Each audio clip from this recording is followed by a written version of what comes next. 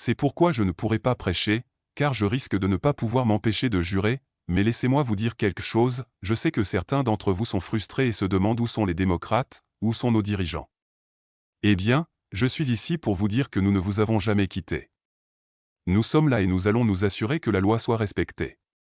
Nous ne resterons pas les bras croisés pendant que vous profanez notre Constitution ou que vous ignorez les lois déjà en vigueur. Au contraire, nous serons là, face à vous, nous serons sur vos talons, et nous nous assurerons que vous compreniez ce qu'est vraiment la démocratie et ce que vous faites n'en est pas. On parle de la politisation du ministère de la Justice? Oui, je suis préoccupé par le fait que le FBI soit utilisé à d'autres fins que la sécurité intérieure et le maintien de la paix dans notre pays. L'expression « l'arme politique du gouvernement » est une rhétorique souvent utilisée et répétée par mes collègues républicains, qui s'en servent comme cri de guerre pour justifier le démantèlement des agences fédérales et le renvoi de milliers de fonctionnaires dévoués qui ont prêté serment de protéger la Constitution et l'État de droit. L'approche des démocrates face à l'administration Trump a été exemplifiée par Crockett, qui n'a pas hésité à dire à Elon Musk exactement ce qu'elle pensait, sans remords, sans retenue. Ce qu'elle a dit était d'une justesse implacable, et si je le répétais, cette vidéo serait démonétisée et supprimée, mais elle l'a fait, et cela fait du bien. J'ai visionné ce moment plusieurs fois et c'était une critique magistrale d'Elon Musk. Avant de regarder cette vidéo, nous avons aussi eu l'occasion d'entendre Jasmine Crockett s'exprimer lors d'une nouvelle sous-commission aujourd'hui, où elle a vivement critiqué Donald Trump pour avoir utilisé le ministère de la Justice comme une arme politique, aux côtés de Pam Bondi et Elon Musk. Lors de cette audience, elle a affirmé avec force que le rôle du DOJ était d'être au service du peuple américain, et non d'un président ou d'une idéologie. Avant d'être élue au Congrès et à la Chambre des représentants du Texas, elle était avocate en défense publique et spécialiste des droits civiques, elle sait donc exactement quel est le rôle du ministère de la Justice. Ce qui l'inquiète, c'est un DOJ dévoyé, qui ne rend plus de compte aux citoyens. Cette obsession des républicains pour la politisation du gouvernement est une manœuvre bien rodée pour saper les institutions et justifier leurs attaques contre les fonctionnaires fédéraux. Or, l'histoire nous rappelle clairement que la véritable politisation, c'est celle qui consiste à utiliser le pouvoir en place pour museler ceux qui dénoncent les abus, punir ceux qui ne suivent pas une ligne politique et réduire au silence toute voix dissidente. Ils agissent de manière à dissuader les autres de s'exprimer et de prendre la parole. Ce ne sont pas mes mots, ni ceux du membre du classement Razin ou du leader Jeff, mais bien ceux des républicains du Congrès. C'est ainsi qu'ils définissent la notion des déstrumentalisations. Je suis le premier à admettre que je ne suis pas souvent d'accord avec mes collègues républicains, mais je souscris entièrement à leur description ici. Ce qui m'inquiète, cependant, c'est l'incapacité de mes collègues de l'autre camp à relier les faits qui se trouvent juste devant eux, alors que le reste de l'Amérique observe cette instrumentalisation du ministère de la Justice se dérouler sous ses yeux. Et soyons clairs, ce que nous voyons actuellement correspond aux descriptions utilisées par mes collègues républicains, corruption. Tout avocat censé vous dira que la récente tentative du ministère de la Justice de Trump d'abandonner l'affaire de corruption contre le maire Adams est elle-même entachée de corruption. Il suffirait d'une autre Jasmine Crockett pour aborder toutes les questions qui préoccupent cette nation, y compris celles liées au message et à la gouvernance. Je suis vraiment reconnaissant pour le ton qu'elle a adopté et nous sommes ravis de l'avoir dans notre émission pour cette raison. J'espère l'accueillir bientôt, car j'ai des nouvelles passionnantes à partager sur un travail à venir avec le Congrès, alors restez à l'écoute. C'est d'ailleurs un bon moment pour activer la cloche de notification si ce n'est pas encore fait, car des annonces importantes sont à venir. Mais cessons de tergiverser, Jasmine Crockett dit la vérité avec clarté. Que diriez-vous à Elon Musk directement si vous en aviez l'occasion? Pourquoi n'avons-nous regardé ce clip qu'une seule fois? Regardons-le encore. C'est pourquoi je ne pourrai probablement pas prêcher, car je ne pourrai pas m'empêcher de jurer.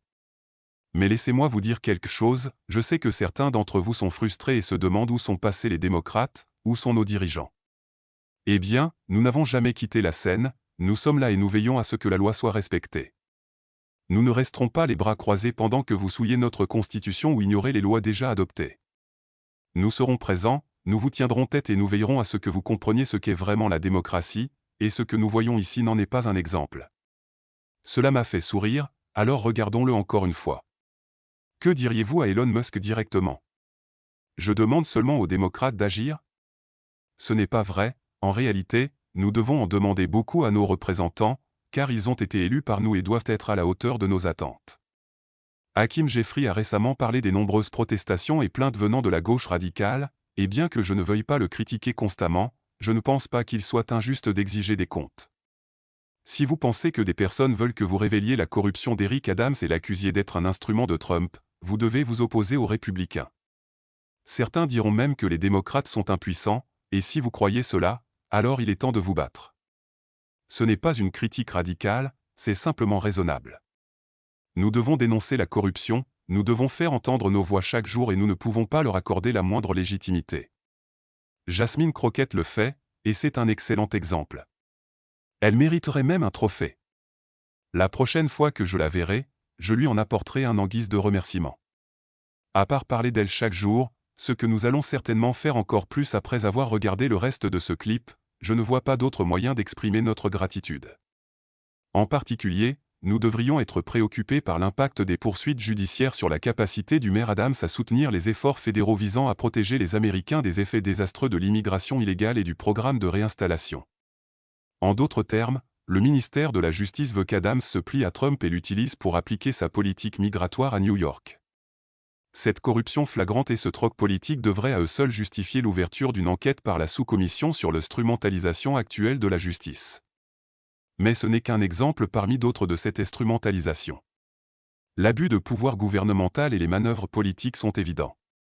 Ne vous y trompez pas, le procureur général adjoint par intérim, Emil B., a ordonné à Brian DRLL, alors directeur par intérim du FBI, de remettre la liste non seulement des agents actuels mais aussi des anciens membres du FBI ayant travaillé sur certaines affaires spécifiques. L'enquête et les poursuites liées aux événements survenus près du Capitole américain le 6 janvier illustrent clairement un abus du gouvernement ciblant des employés considérés à tort comme des adversaires politiques. Plutôt que d'utiliser les ressources du FBI pour protéger l'Amérique contre les cyberattaques, le terrorisme et d'autres crimes violents, le ministère de la Justice sous Trump les consacre à renforcer la loyauté envers lui, ce qui constitue un abus flagrant de pouvoir. L'idée selon laquelle le gouvernement agit contre des innocents est trompeuse, car les procureurs et le personnel du DOJ sont assignés à des affaires en fonction de leur expertise, et non pour des raisons politiques. Pourtant, sous Trump, la rétribution politique a pris forme, comme en témoigne le limogeage des responsables du DOJ enquêtant sur lui. De plus, en seulement 35 jours, le DOJ de Trump a envoyé des demandes d'enquête aux membres démocrates du Congrès pour avoir critiqué Elon Musk, ce qui révèle une volonté de cibler ceux d'une autre persuasion politique. Il est crucial pour ce sous-comité d'assurer une supervision réelle du ministère de la Justice, car la militarisation du pouvoir judiciaire est une menace bien réelle qui inquiète le public, les avocats et le Congrès. Chaque jour qui passe, le DOJ perd des talents et une expertise précieuse en raison de la vengeance aveugle du pouvoir. Il est de notre devoir de dénoncer cette militarisation, la corruption, les abus du gouvernement et les attaques contre les innocents. Nous devons à notre pays de défendre l'état de droit et de dire la vérité, même si elle est difficile à entendre. Par ailleurs, le président du comité a mentionné des procureurs comme Letitia James et Fani Willis, élus démocratiquement à l'échelle de leur État. Il est important de rappeler que leur travail ne relève pas du gouvernement fédéral et qu'elles ont mené des affaires qui ont été jugées par des jurys de citoyens américains, sans distinction d'idéologie politique. Ces jurys ont pris des décisions sur la base des preuves présentées, illustrant ainsi le bon fonctionnement du système judiciaire. En tant qu'ancienne avocate ayant exercé pendant 17 ans avant d'intégrer le Congrès, je regrette profondément que l'on tente de discréditer le rôle des citoyens dans l'administration de la justice. Si nous continuons à ignorer la voix des Américains qui rendent des verdicts en toute impartialité, nous nous dirigeons vers une crise majeure de confiance dans notre démocratie.